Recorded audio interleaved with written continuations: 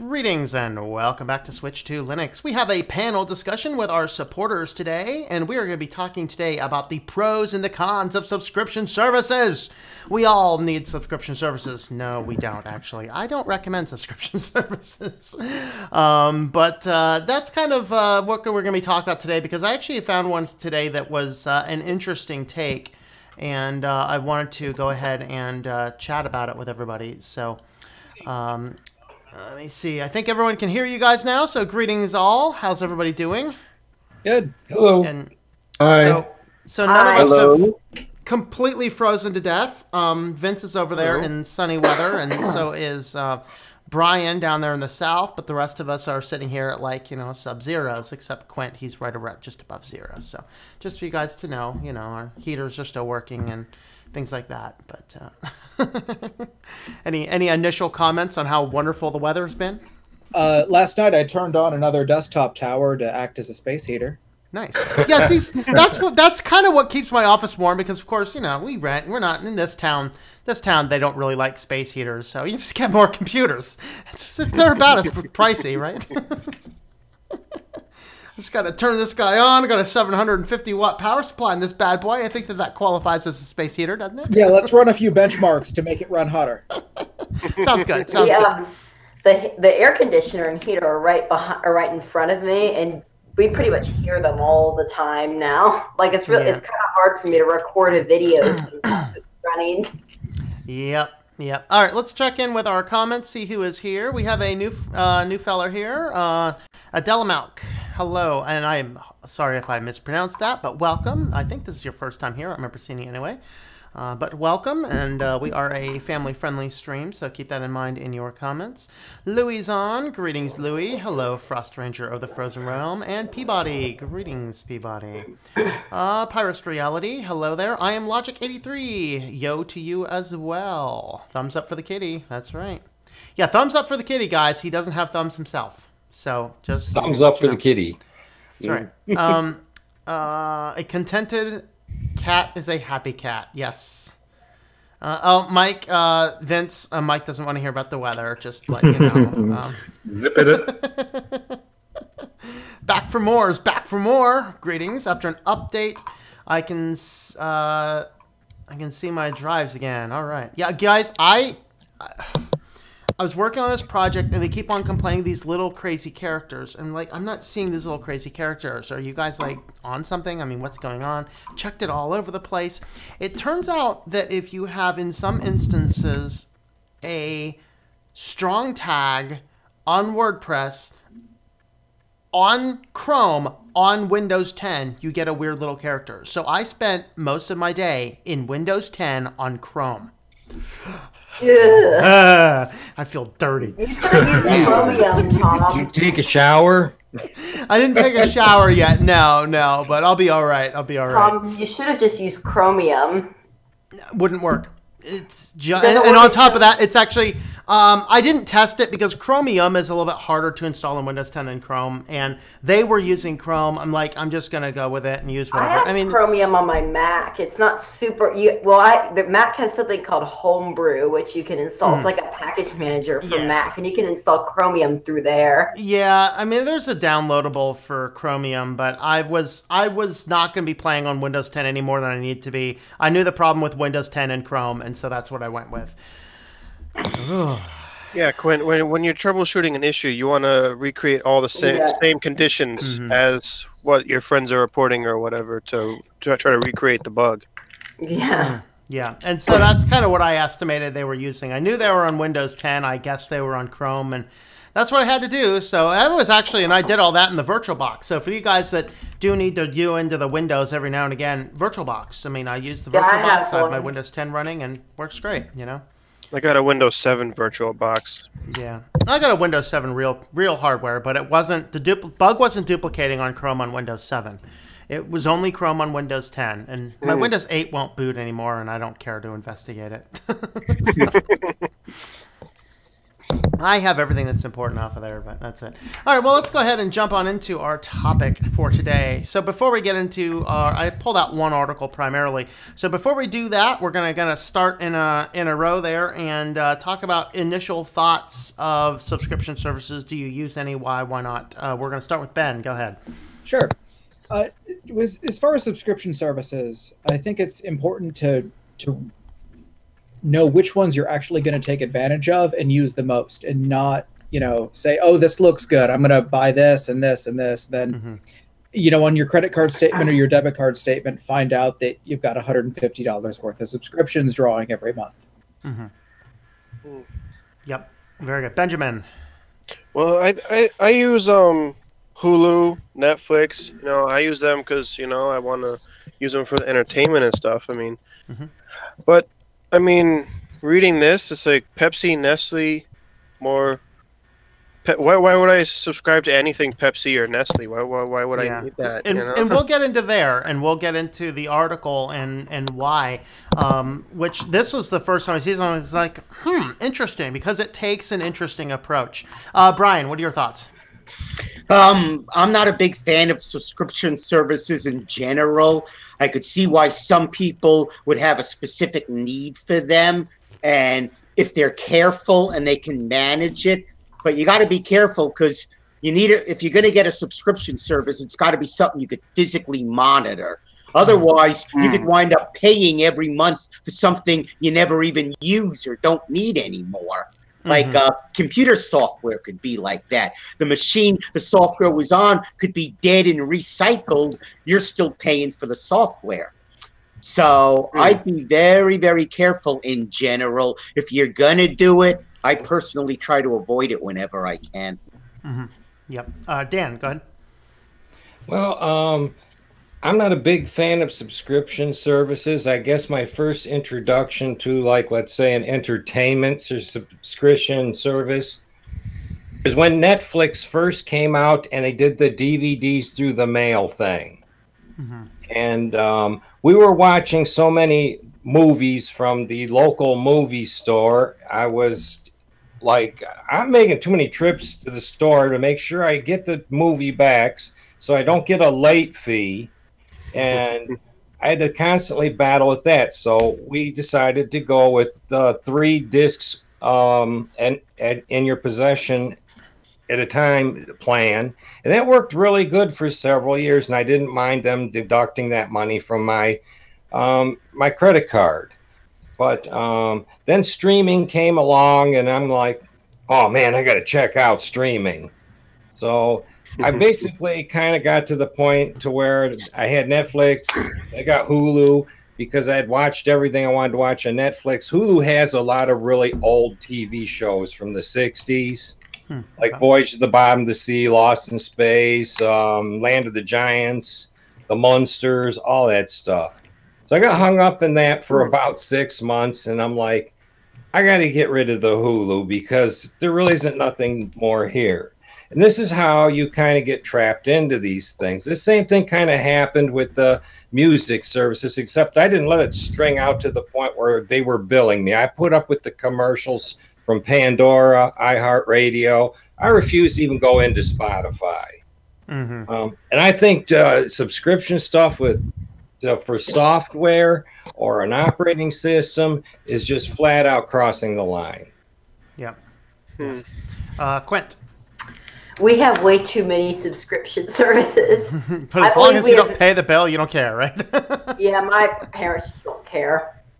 Yeah. I think we have Netflix, we have Apple Music, we have SiriusXM, we have Pandora, we have Amazon Prime, and a whole bunch of other stuff I just can't think of. Or we have Office 365. That's the other thing my parents do.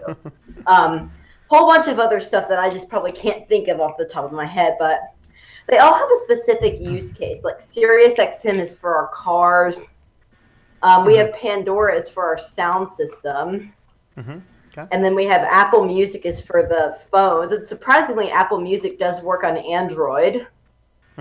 As Quint, the Pandora will work in a motor vehicle too, because I have it piped in through my radio in my truck through my phone. We just had Sirius XM for such a long time. I know. I had it. It came with my vehicle for like 2 years free, and then I decided I'm not going to buy another service. But go on. And then Office 365 is for my parents' computers.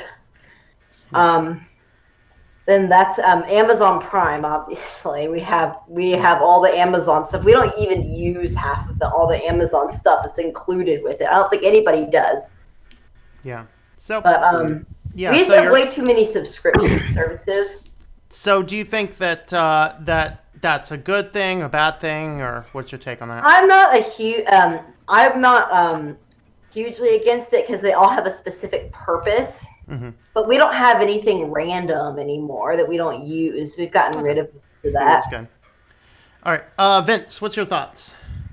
So the only subscription service that we use is Spotify because music's pretty big in our household, and it's actually really good for just throwing up some kid music because it's just there. Cool.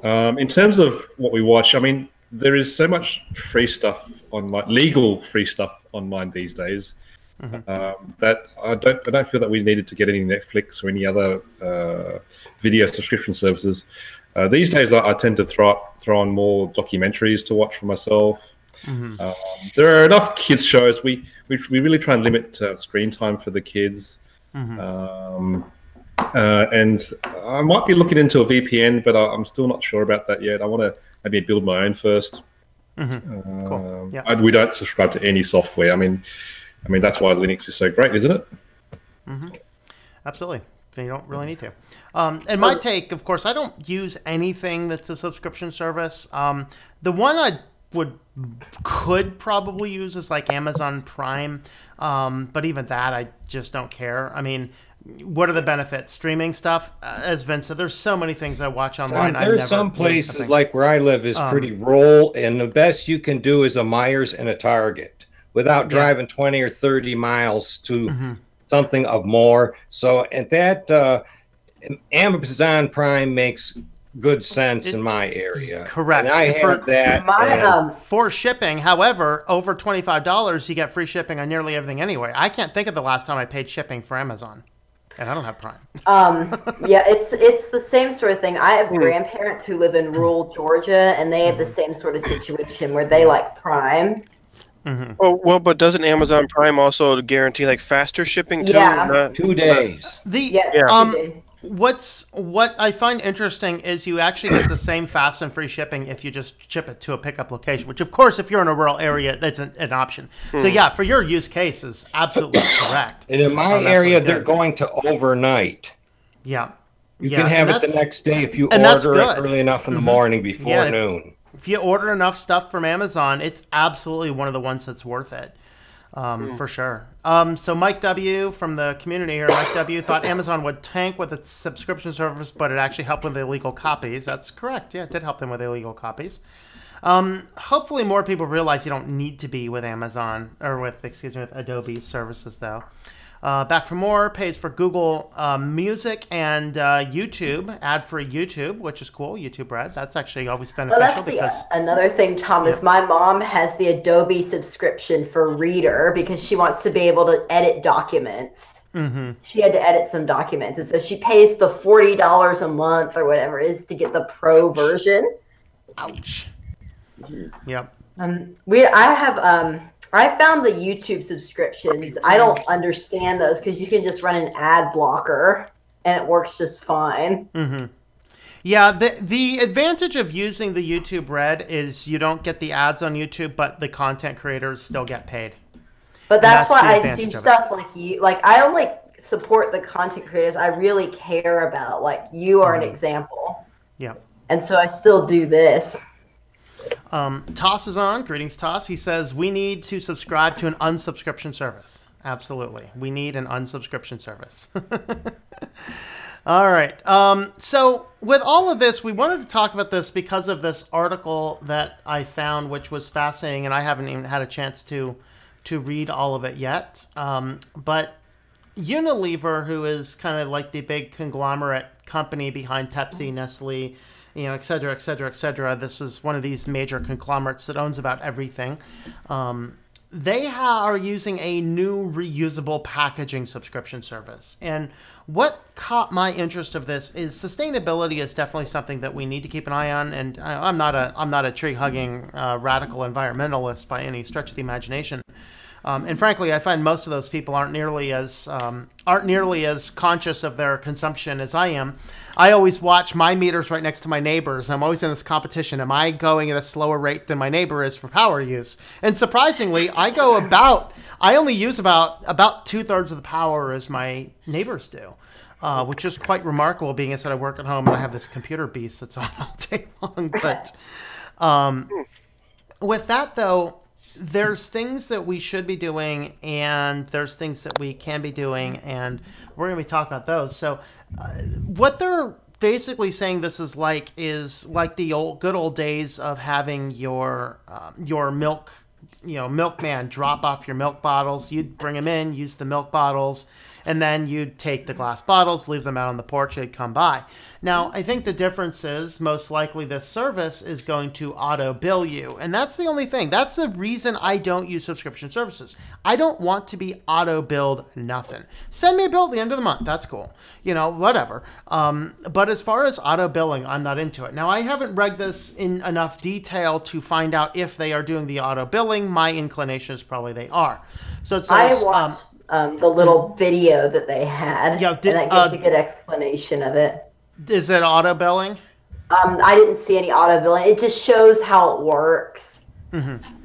So Pepsi, Unilever, and Nestle plan to start offering their products through subscription delivery service. All of its packaging will be reusable. The service, called Loop, will launch in 25 name brand partners, and it hopes to stand out by offering a more environmentally friendly take on the subscription plan. I think this is a great thing, but it's not the end all. And I'll go ahead and start mentioning this kind of stuff here. The book that I'm going to be writing next, so I have the one that's in publication, I have the one that's going to publication, and then the one that's going to be after that is going to be a book about simple living and how to reduce your impact on the environment. And while this is a good service, there's a lot of things that we can do that are not necessarily required for this. So first and foremost, I guess let's ask this. Would you take extra steps in order to have a better, a friendlier environmental impact? Reusable bottles and things like this. Do you think this is a good thing, bad thing? What do you guys think? Ben, what do you think? I think it's philosophically a good thing. The question I have with these reusable packages and delivering all of this stuff is whether or not it's on balance worse to fire up a big diesel truck and go around and delivering all this stuff, or to have disposable containers involved. Because just thinking about it, if you're gonna distill petroleum into plastics, is it better to do that and throw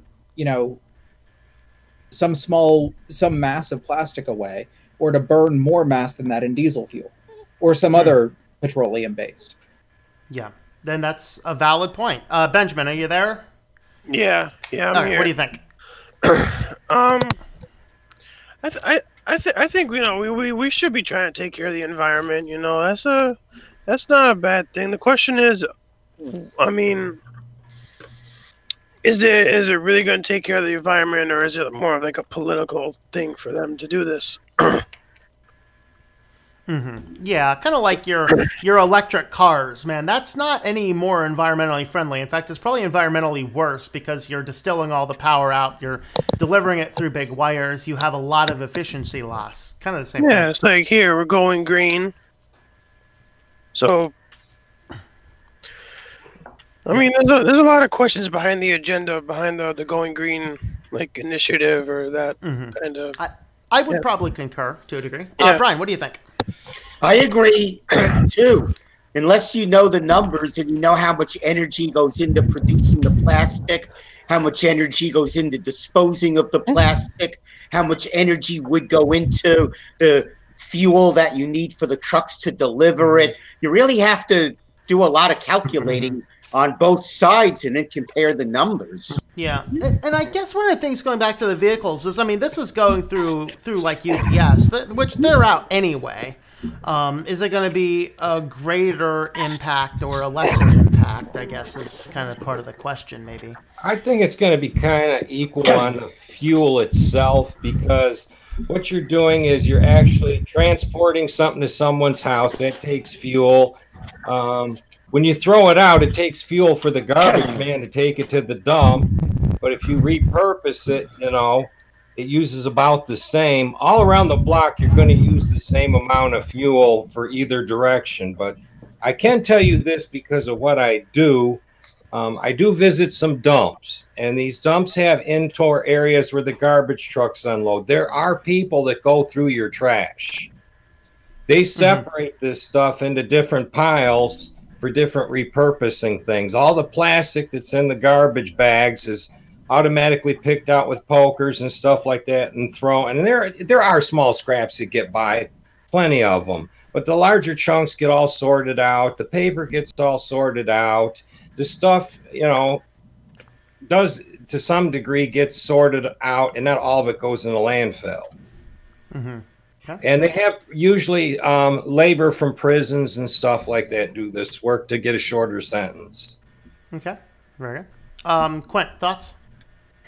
Honestly, like you were saying about the electric cars, just all the big stuff is just kind of crazy in my opinion. But if you do little stuff like just bringing shopping, like reusable shopping bags to the grocery store, like that, you can be saving a lot of plastic bags. Just little stuff like that. Like, I don't think that people should do much of the big stuff because it does use more energy, like you were saying. But just doing little stuff like that and buying like organic vegetables and all sorts of organic stuff that doesn't use as many, doesn't use like pesticide stuff. That should that is just a lot better for the environment. It doesn't take much to do that. Yeah. Vince, what's your thoughts from the other side of the world?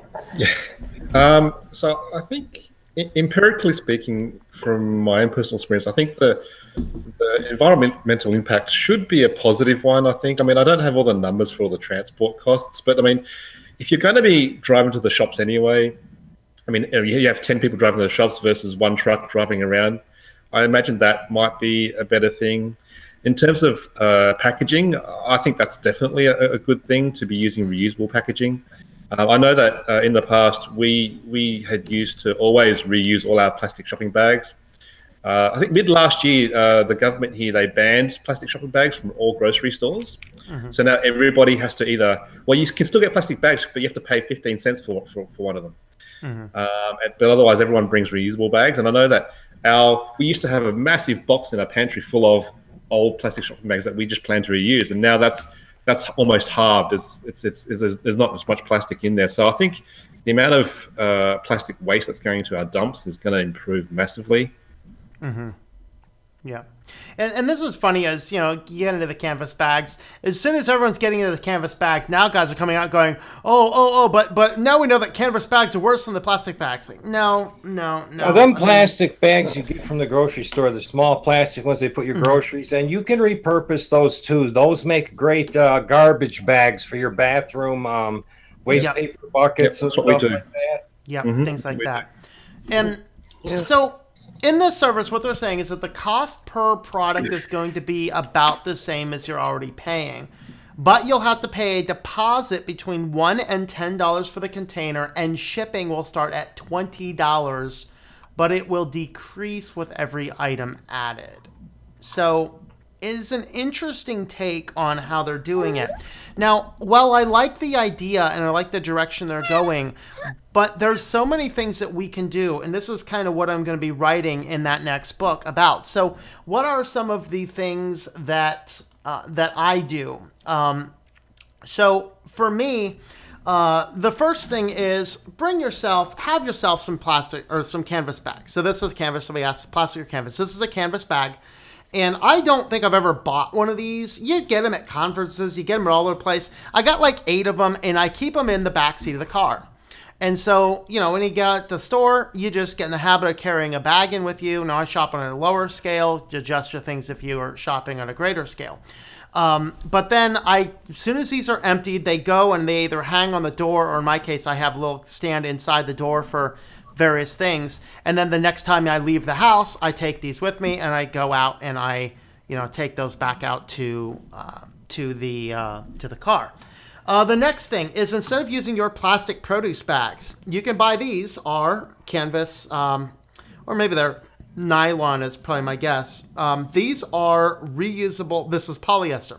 So it is a reusable produce bag. So it's kind of has holes all through it there.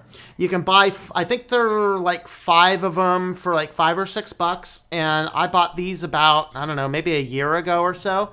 And I got 5 of these in the back seat of the car. Again, I just usually just throw them in the bottom of the canvas bags. And so I can go in and instead of using the plastic plastic bags inside this grocery store for produce, I just bring these in and use these for produce bags. If you have a bulk food section at your store, use it, but don't use their containers. Bring your own little plastic containers in. So our grocery store allows us to go in, enter the things, and then we can actually weigh it and put a bar label on it. So I can go in, just fill this guy up, put the bar label on it, and they just take this and scan it on the way out. So always keep track of those things. And then, of course, I get my cream and my milk actually from dairies. So I am still using these, and, you know, they're close by my house. So it's an extra step, but that's perfectly okay. So for the milk, this, of course, I use, I get raw milk specifically.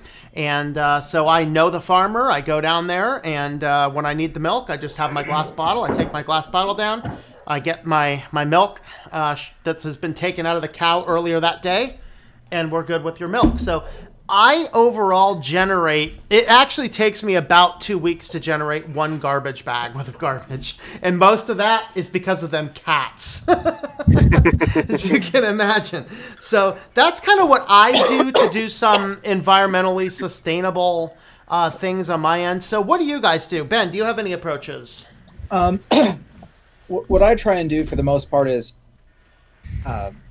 if I've got a whole bunch of errands to run, say in the car, you do a quick like nearest neighbor algorithm on your path, and try to reduce the number of miles driven. Turn your lights off when you're not in the room. Don't keep a whole bunch of things running that don't need to be running. Turn power strips off. Get the vampire power down, the losses in iron core transformers, all that good stuff. Yep. Reusable shopping bags are fine. Around here, plastic bags are banned, so oh, wow. the shops can't even use them in most towns. So we've got, a horde of them, like Vince was talking about, from back when we could get them, and we use those, and that's about it here. Yeah, those are good tips. And adding on to those, I do shut off, actually, all my power strips get shut off. My downstairs right now is completely black. This is the only room that has any lights on.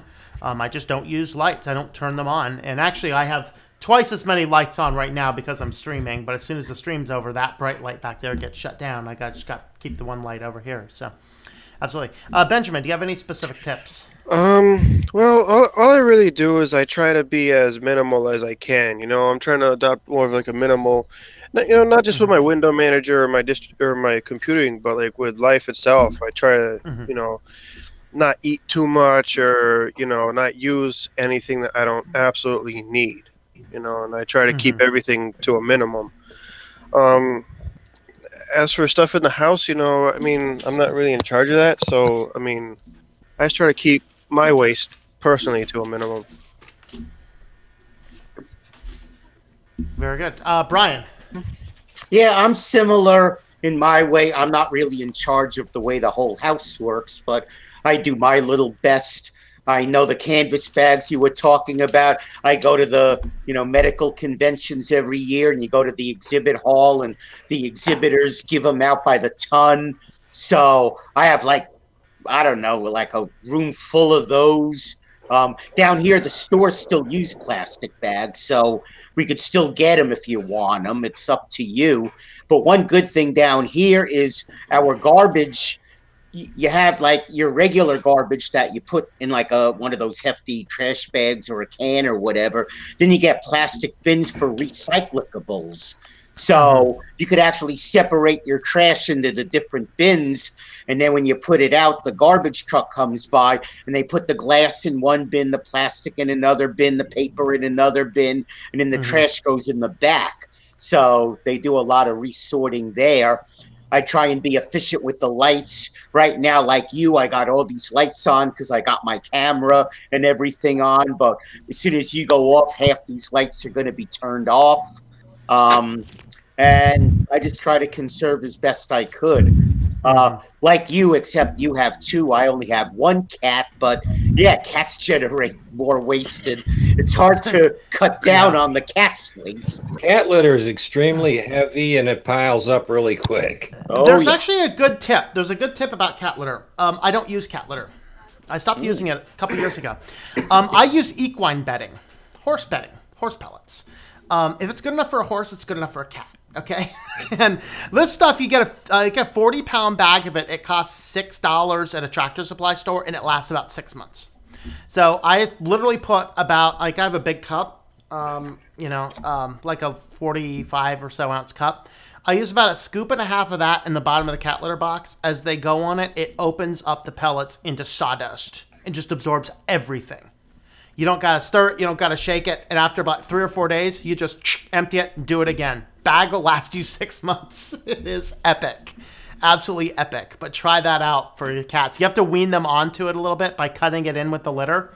But it is one of the best cost-saving things I've ever done. So my kitty litter cost me about $15 a year. And your cat's going, what in the world is this stuff? But they don't mind it. That? They don't seem to mind it one bit. I mean, when you first introduce them to it. Yeah. When or how? When you first introduced them to it. Oh yeah. That's I had one instance of a cat going somewhere else once, and then I put orange essential oil on that spot, and the cat never went there again because cats do not like citrus. So, all right. Did you have anything else to add, Dan?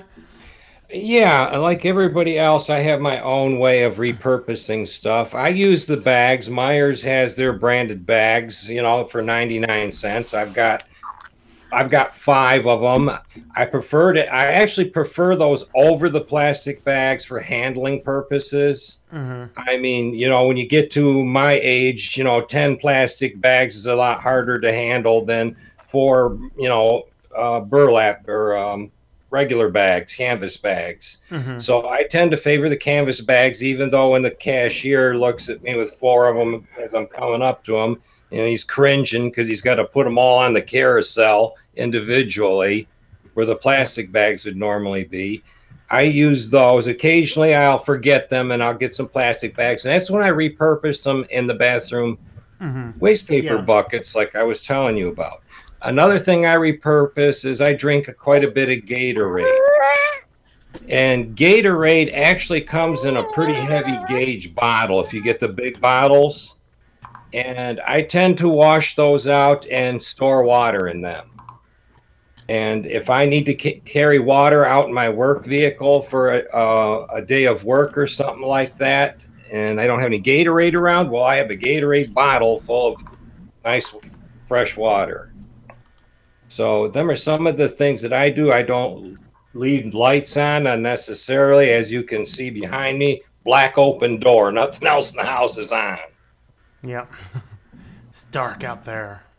Well, there's some night lights. I got some of the energy efficient LED night lights that go in the wall sockets, but that's it. Just so I don't kill myself in the dark. Yeah, I've had a couple of those. I don't use them much anymore. I memorized where my place was, but there's definitely a reason for that.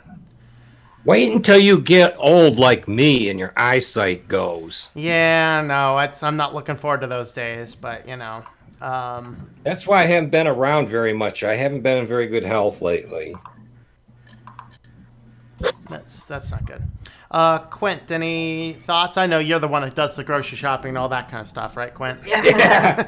But I know we repurpose all the like here's when I have a trash can right here. This is we just repurpose all the bags. Yep.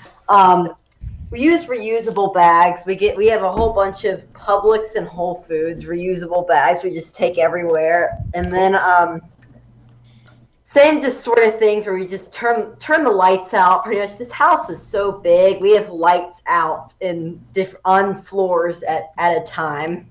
Mm-hmm. And then this computer I turned it on. I don't get it on it in the morning because it takes so long to boot up because Fedora runs like a million start jobs. Hey, here's one for you.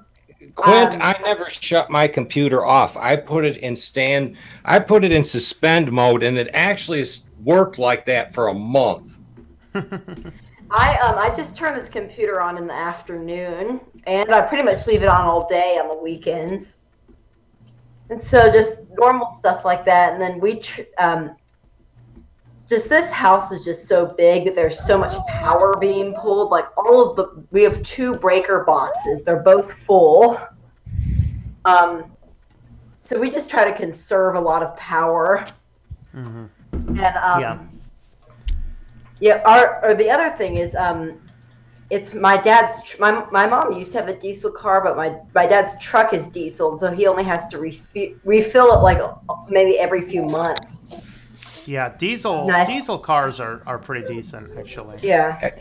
Diesel cars are also far more expensive to maintain. They have new emission control standards they put in diesel cars and trucks. And the prices on some of them parts, a catalytic converter for a diesel car is outrageous compared to a gasoline one. Mm-hmm. Yeah, I only have one light right here. This is the only light that I use, plus the lights up the overhead lights. And I tend to get, like, my lighting looks fine. Yeah, it's fine today, yeah. Diesel cars have a chemical that has to be changed in them regularly, too, now. Yeah, I know that. Yeah. My old room used to have, where I was before, my bedroom has windows. This room does not have any windows, so unfortunately I do have to use more light. Yeah, that's the unfortunate part. Vince, what do you do for cutting back? One thing there's always conflict in our household because my wife is constantly turning lights on, and I'm constantly following around her turning lights off. No, you should install the events. You can get the motion sensor lights. They just turn on when someone's in the room, and they turn off when someone's not. You don't have to have the insurance policy, life insurance policy talk. And the other thing I try and keep mindful of is standby power on devices like your monitors and TVs. So I try and either turn them off at the power point or turn them off. If your monitor has an actual switch, turn that off, because otherwise it's actually constantly sucking a little bit of power whilst waiting for your computer to turn back on and giving it a signal to turn on. If you turn the switch off, it won't keep sucking the standby power. Mm-hmm. Yeah, and that's what I do. Furthermore to that, what we try and do is also get the power strips with the actual switches on them. Yep. So you can actually turn off each individual socket if you can, or just turn it off at the wall. The other thing I also do as well is, you notice there are blinds behind me. I always make sure that they pull down, or as you guys know, it's summer here, and that saves us a lot of cooling bills. That's one of those things people don't realize, man. And around when it gets warmer out here, like right now, but when it's warm outside, if you just open your windows at night and then in the morning shut all the windows, shut all the blinds, it just saves tremendously on the temperature. It gets warm right about the time it gets dark out, and then you can just open everything up and it's fine again. When it's cool outside, we have a screened-in porch on the back of our house, and so we just open up the doors to that and just have all the cool air come in. Yeah. Yep. All right, so that's that. So subscription services. Not entirely bad, not entirely good. My biggest concern, of course, I did the tinfoil hat time called Subscribing to Bankruptcy about the inflation of subscription services. So if you want to take a more interesting approach, that would be a good one. But yeah, so this subscription service that these guys are pushing out is certainly an interesting model. And what I like about it is the fact that they're trying to reuse containers, so trying to be a little bit more sustainably viable, but it's questionable if they're going to achieve that or not. I don't know. I wouldn't join it specifically. It just seems to me very pricey. And what I do doesn't actually cost me anything more. Yeah, I had to buy my glass bottles, which I think cost me $2.50. I did that almost 2 years ago, and you know, if I take them back, when I take them back to the dairy, I get the full refund out. So like the bigger one, this one here is like technically like I own the bottle. I bought the bottle for like $2.50. I got 2 of them. And I've been reusing these for 3 years now, I think. Now, the smaller one, that's at the dairy. And, if you have a return, you get, I think it's the whole thing, maybe 5 cents less than the whole thing. But you get nearly all of it back. And then if I don't bring in a bottle to return, I just end up paying a little bit more for the cream. And then, next time I'll bring in 2 bottle replacements, and that'll be a little bit better. So that's kind of the case. Is you don't have to use a service like this, but it's an interesting thing to think about. But think about these types of things yourself. How can you simplify your life and reduce things, cutting back power, cutting back resources, things like that. These are all important. And this is what I kind of like about Linux, that you can repurpose an old computer too, way better than, right, Ben? Ben does that a lot, right? Yeah. Yeah. So I know that too, because this computer would probably be a whole lot slower with Windows. Mm-hmm. This computer is a bit of an older computer. It does support Windows 10, but still, it probably would be very, very bad on Windows 10. That's what I tend to do. Also, like I don't build new computers. Like I just repurpose old ones. At the very least, you're extending the life of a computer till someday they have a better way of properly disposing of them.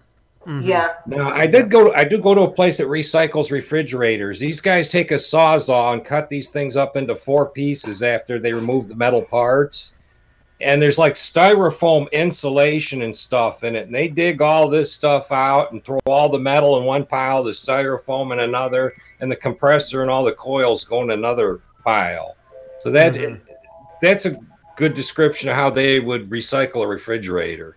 Yeah, absolutely. Well, we just we took the old refrigerator from our old house and just threw it in the garage here. It's nice to have an extra refrigerator. Yeah, Benjamin, what was that?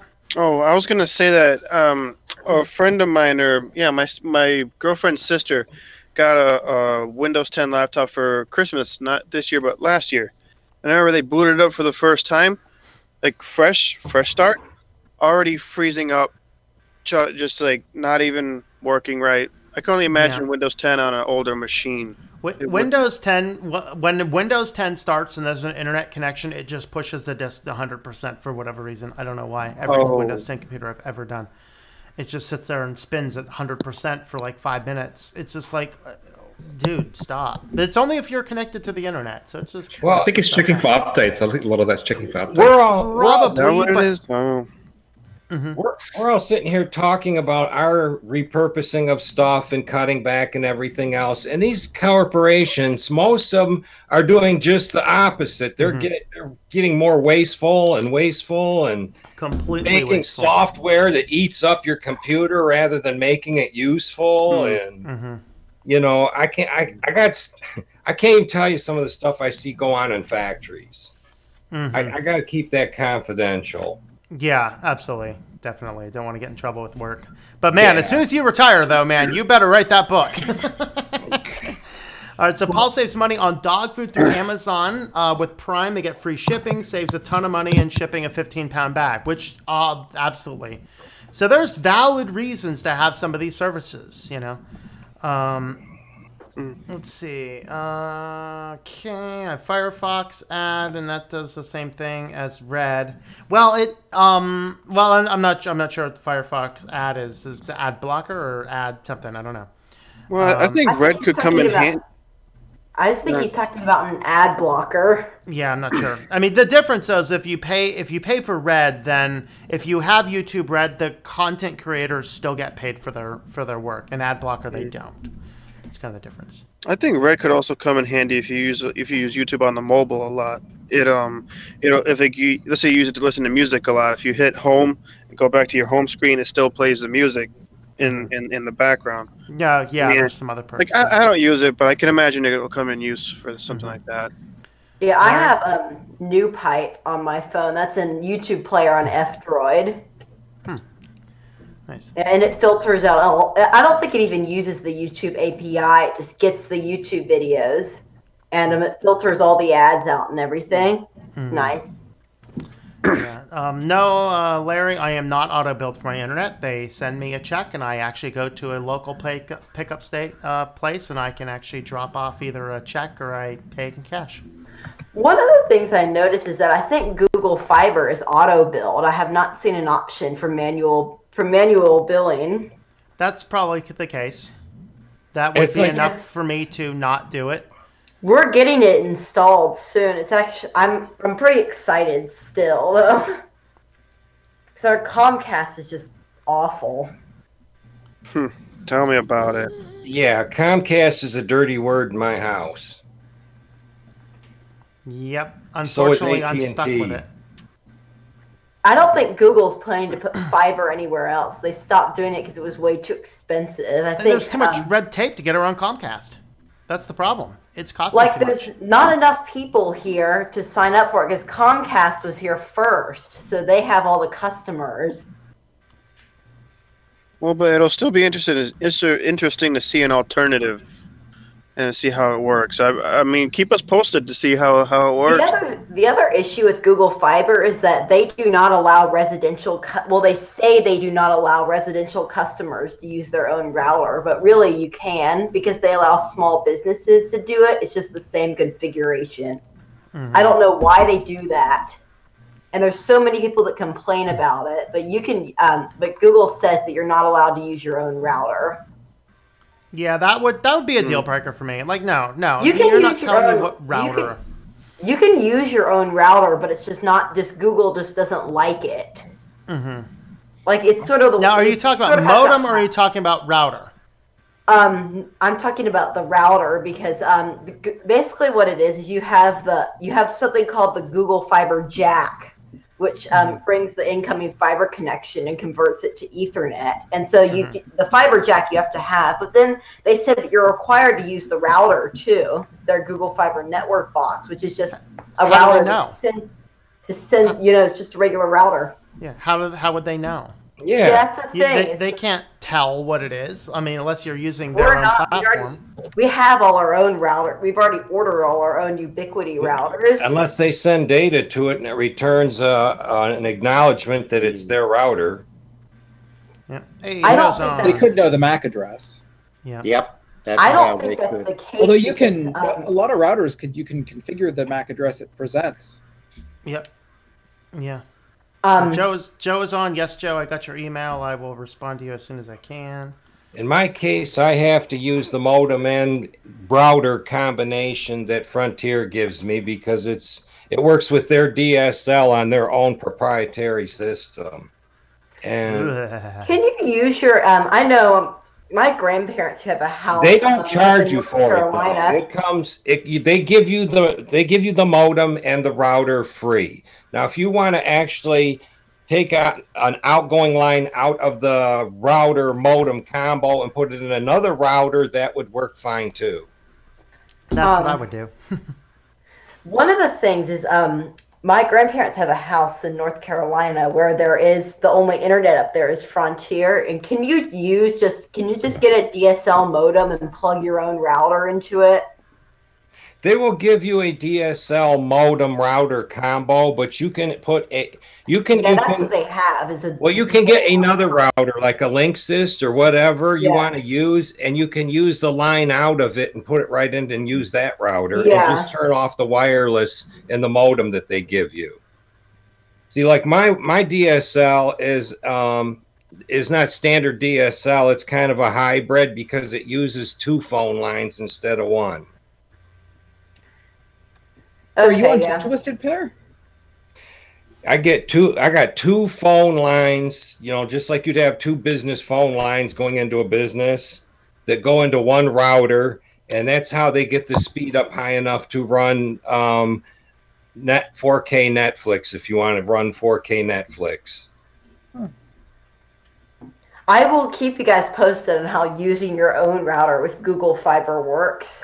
Sounds great. That sounds and I like will an awesome see thing. if I will look in, because we do need to put, the reason we need to do that at their house is because their house is bigger up there. They just redid it, and it doesn't cover all of the new house. Mm-hmm. So Yeah, I think we'll just have to buy points. We're probably just gonna buy a Ubiquiti access point and put it in. Yeah, I'm still using my old Linksys router. So I did a review of that Elegant Wi-Fi extender. The thing for whatever reason it would take me like a way long time checking email. There were some weird things about it, so I ended up taking the thing off, just going back to my Linksys router, which is only a 10100, but it works without spending any extra money right now. So that's a good thing. It was the pfSense router. It doesn't have wireless in it, right? It does. It's just pfSense. BSD does not support. It does not support your wireless cards as well as Linux does, and so despite my card is a BGN, it only supports BG on the wireless, so it's a lot slower connection. Yeah. Because even though my card is N, it can't support the N portion of the card. I know the Ubiquiti routers, even though the firmware is proprietary, it's Linux based, and you can SSH into it and do all that stuff. Yep. Ubiquiti products are more for enterprise. Like, I'm sure you've seen them before, those little disc things that have the U logo on them. Yep. Yeah, that are in businesses. Those, and then they have routers too. They're more enterprise grade, but a lot of people use them in their houses, and they say that they're awesome. Yeah, that's good. That would be a good way to go. So, all right, we're going to go ahead and wrap this up here in a few minutes. So, Ben, final words. Pare your subscription services down to a bare minimum and what you know you're going to use, and try to reuse as much as you can that makes sense. Don't go out of your way to try to keep things around that you know someday you're going to repurpose, and 20 years later you find you haven't yet. Yeah. All right, Benjamin. I agree. Just only subscribe to the things that you're going to use, and I would say, yeah, I would say try to take up more of a minimal lifestyle. Try to limit your waste. Try to limit, how much, you use. Limit your stuff. Yep. Yeah. Somebody, in fact, left a comment up here. Get rid of stuff. I cleaned out my closet, and now I have just the essentials. The best thing about a room with one thing in it is it can't get messy, and that is absolutely true.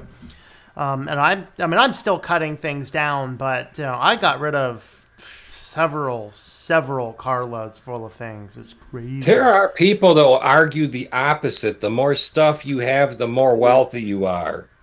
Yeah, I disagree. Because physical objects are worth more than the money that's being printed. A physical object is only worth what someone's going to pay you for it. And it's generally better if you're not accumulating stuff than you have more resources to not spend on stuff, which is fascinating. Brian, what are your final words? Yeah, very similar. Keep track of your subscriptions, especially if you have to go with software or any kind of thing that's not like with the food delivery. It's obvious because it's food delivery, but you got to watch your hidden subscriptions, because if you subscribe to something non-tangible that you stop using. You want to make sure you're not still paying for it 5 years later. You want to just cut down, use a little common sense about everything. And gonna comment about the physical stuff. Somebody gave me an era about a 2001 laptop computer that had, I think, an early version of Windows XP on it. Obviously, the thing can't run Windows anymore. But if you put Linux Lite or Peppermint on it, it runs like a dream. So in one form, it's worthless. It's worth nothing. But if you do something to it, it can be worth money. So if you're going to have junk, you could turn it from junk into treasure if you know how. And that could be a word of caution. I know a lot of times I recommend to my students, if you want to learn Linux, get an old computer that ran Windows, put Linux on it. Yep, absolutely. Dan, final words. I'd have to say is take a good look at the subscriptions that you do have. If you can repurpose some of them, so you can, like, for example, if there's if you're listening to music on a primary thing like Spotify or Pandora, and it comes through on your phone and you're using it on a speaker in your house, and you're paying for XM satellite out in your car, and you really don't want that extra bill, go out and see if your phone will connect to your car, and you can pipe the music through your radio in your car from Spotify or Pandora and stuff like that. Repurpose anything that's laying around that may wind up in the trash that otherwise will serve as a trash can. Yep. Quint, final thoughts. Just go through all your subscription services, cancel the ones you don't need, and keep the ones that you do need. I'm not against canceling all of your subscription services, but just I feel like most Americans have too many that they don't even use. Yeah. Just be conscientious about the ones you have, pay for the ones that you have, and dump the ones that you don't necessarily need. One of the things that I've heard is, I'm not sure if this is true, but I've heard that you can run Amazon Prime Video on Cody. And I don't know. I think it was legally. I know the Netflix way is illegal, but the Amazon Prime Video, I think the app is like on the Cody store or whatever.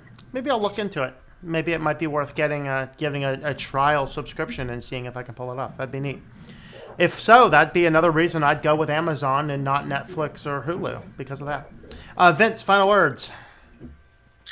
So be very careful with your subscription services, because whilst $5 here, $10 here a month might not seem a lot, when you add them all up, it could end up costing you even hundreds a month. So be careful of all of those. I'm all for improving the amount of waste that we produce. That's very, very good. I had some more thoughts, but they're gone now. I've lost them. I'll leave it there. All right. My final thoughts are, of course, just be careful that you're not buying every subscription service there is. Be very conscientious about the ones that you have, and work out a way that you're not going to be excessively spending on things that you shouldn't, especially if you're in debt. If you're in debt, you should probably have very few, if any, subscription services, unless it's absolutely necessary for life. So that's one thing. Next thing, of course, don't forget, I will be doing another live stream on my other channel tonight. Link is in the live chat now. That is called Consumption Destroys Faith. And we're going to be talking about an article that I thought tied into the new book very well. And so we're going to be talking about that at 9 o'clock Eastern Time, which is exactly 1 hour from now. We will be doing that live stream. So have a look at that one over there. And let's also go ahead and feed the kitty.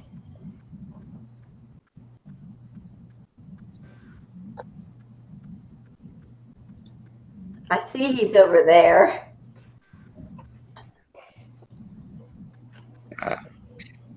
He's waddling his way over.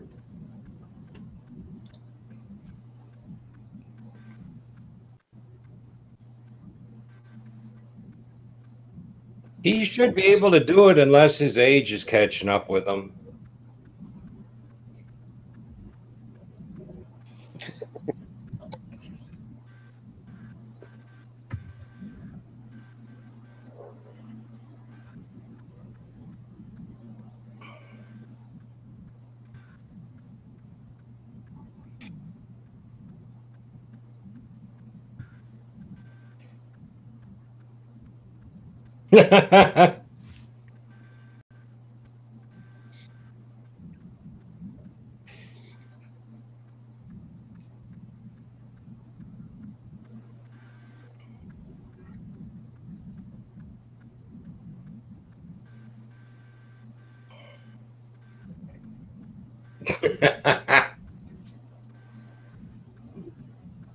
Hi, CJ.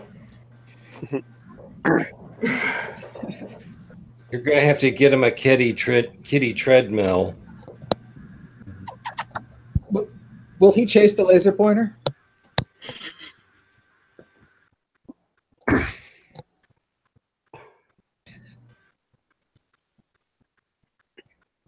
Pointer. I don't want to chase the laser pointer right now. Kitty treadmill. They already make those.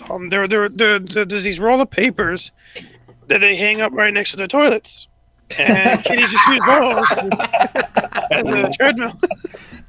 You gotta go work out with those. Yeah.